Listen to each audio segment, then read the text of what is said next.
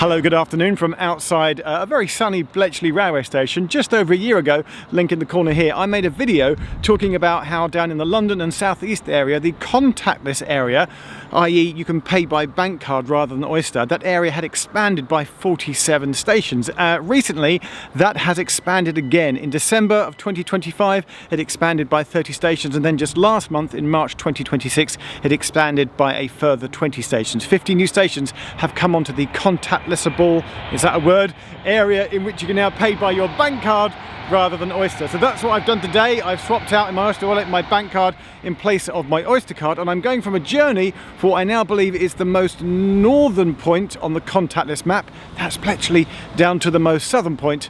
That's East Grinstead. Now, I've left this until after 9:30 because I want to pay the off-peak price, which is a lot cheaper than the peak time price for this journey. But I still also have a moment where I have to think about which way I'm going to go, through central London or not, because I have a choice. On the platform at Bletchley, now there was one poster up on the stairwell talking about contactless fares. There was a couple of other logos on the stairwell saying you can just tap and go. I'm going to get the 1310, but what's intrigued me already is that I know that this fare should be £19.90. That's the adult off-peak single. Yes, now this almost caught me out until I remembered that going through Zone 1 always costs you more money. And at Bletchley, I checked at the ticket machine just to see if paper tickets were the same prices as contactless, and I noticed that it had given me two options, one for going through Zone 1 and one for going through Kensington Olympia. But the first thing I have to do really is just get off again at Watford Junction, a couple of stops down, to change services, as Geoff explained.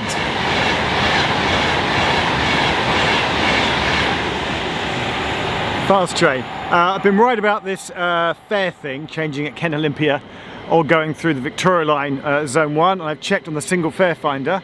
The fare is £19.90 if you do what I'm doing now, and that's the change at Watford Junction. Take the lesser known, always feels like a little lesser known secret train, southern train that goes from Watford Junction down through Ken Olympia, down to Clapham Junction, and from there I will pick up the southern train to East Grinstead, and that is the fare that is £19.90. If you go to Euston, go through Zone 1 on the Underground, then it charges you like £24.30 or something. So it is more expensive if you go through Zone 1. So I'm going to go grab myself a drink at Watford because I've got about a 15-minute change here. But whilst I do that, this video also is going to talk about the history of how we got to where we are today in terms of contactless and its expansion. But before contactless, there was, of course, Oyster. TfL introduced the Oyster card in 2003, and to begin with you could only use it on the London Underground and DLR services, and it only worked as a weekly or monthly long season ticket. Pay-as-you-go Oyster wasn't introduced until the beginning of 2004. That's when you could first top up your Oyster card with money. And then in the spring 2004 is when you could then use Oyster on London's buses and trams. From around 2008 onwards, some national railway companies in London had limited acceptance of Oyster, but it was in 2010 that you could finally just tap and go across all rail services in London alongside the buses and tubes. And then 2 years later, in 2012, is when contactless payments first appeared. That's where you just tap your bank card, not an Oyster card, and the fare would be deducted. And at first, it was introduced on buses only.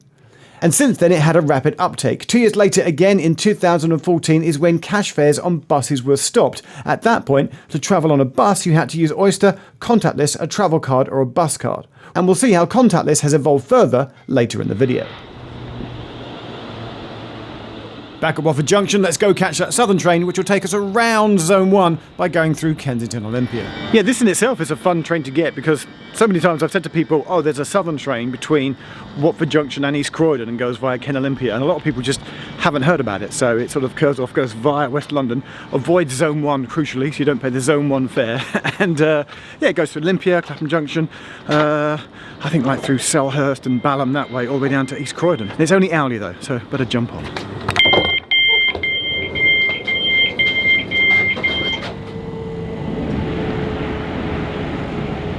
Now I'm sat in first class, which has been declassified down to standard class, so it's okay for me to sit here. And the reason I know that is that I got chatting to the lovely Southern staff. Thanks guys, there's like 3 of them checking tickets and just doing revenue stuff. And they confirmed that yes, on Southern Metro services, first class isn't a thing and you can sit in first class on a standard class ticket. Whereas in my case, I just tapped my bank card, and they said that predominantly nowadays, a lot of people are just paying with their phone and bank cards, and they're seeing less and less sort of paper tickets and actual tickets.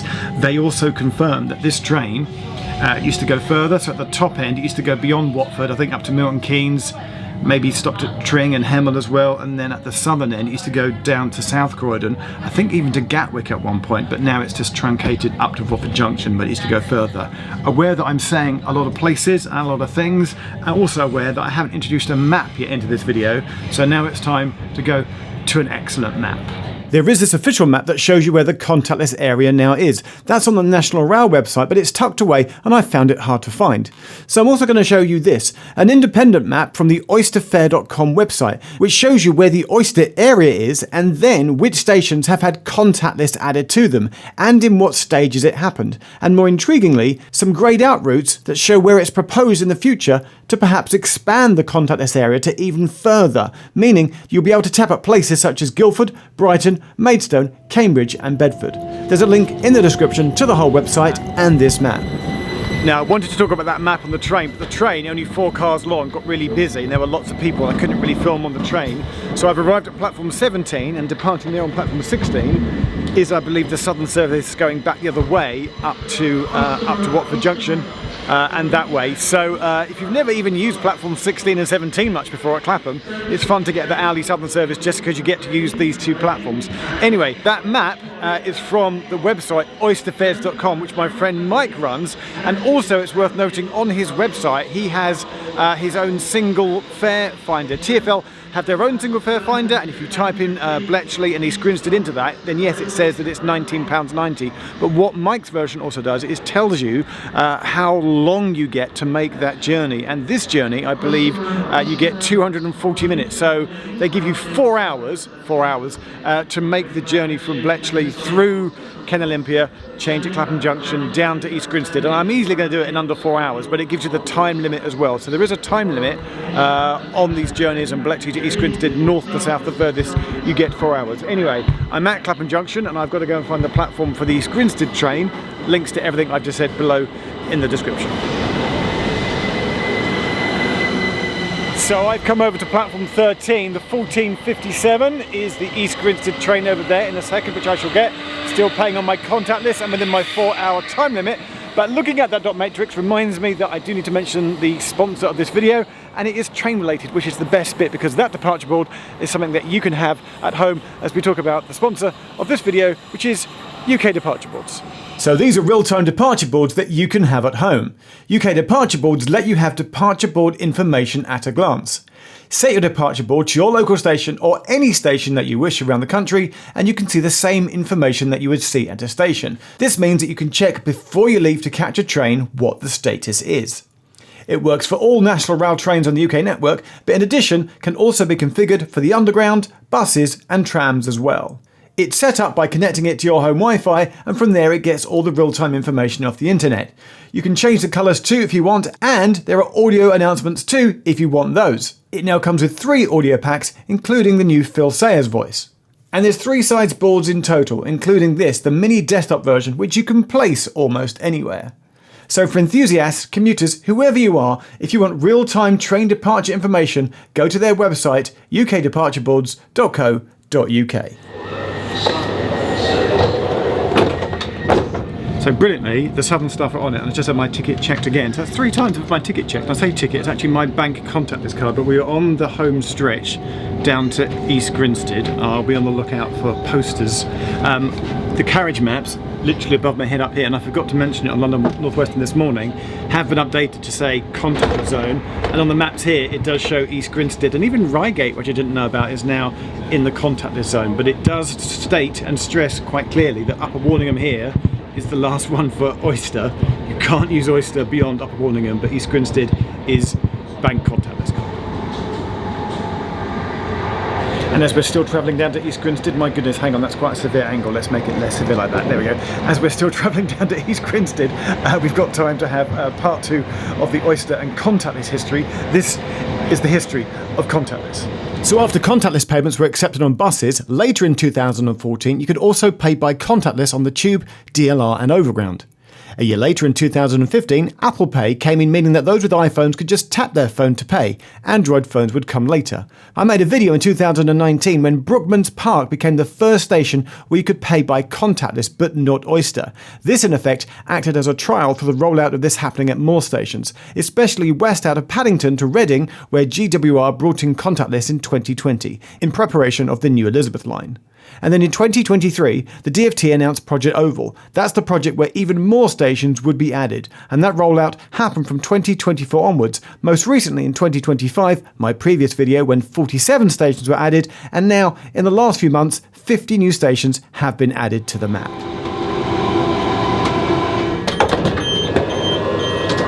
It's just approaching 5 o'clock, so it's taken me around 2 hours 45 minutes to get here. So let me go and tap out with my bank contactless card, and then we have a couple of things to discuss and wrap up with.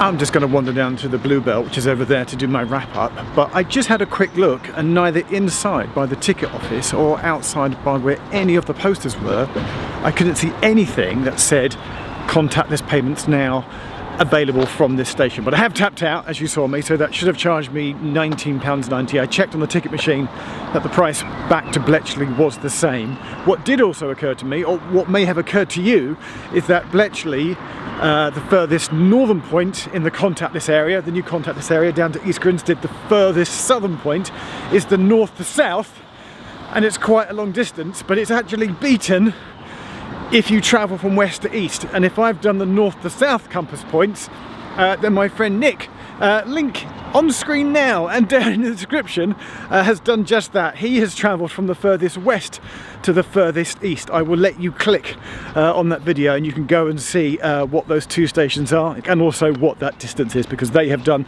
the longest possible journey that you can now do on contactless. And as I approach the Bluebell, let's have some final closing thoughts.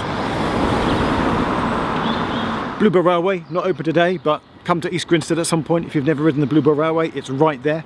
I texted my friend Mike from oysterfairs.com to say, in total, Mike, how many contactless stations are there? And the answer is there's now 126 stations in the southeast area where you can just tap your phone. If you want to do that, just tap your bank card or tap your phone. The instances, which I said before, still holds true.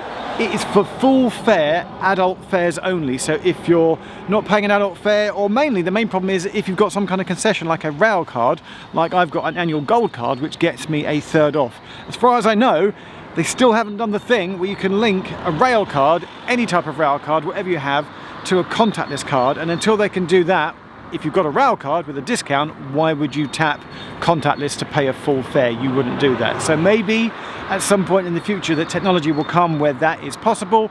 I still think that maybe we're heading for a world where one day we just have like an Oyster style card, not actual Oyster, but some kind of travel card that just works across the entire country. Might that be possible? I don't know. Anyway, my thanks to UK Departure Boards for sponsoring the video. There is a link to their excellent products in the description. That is it. I am going to go and get a cup of tea. I've spent far too long on trains today, and I will probably buy a regular train ticket back using my gold card and get a third off. That is it from East Grinstead. Thanks for watching. See you in the next video.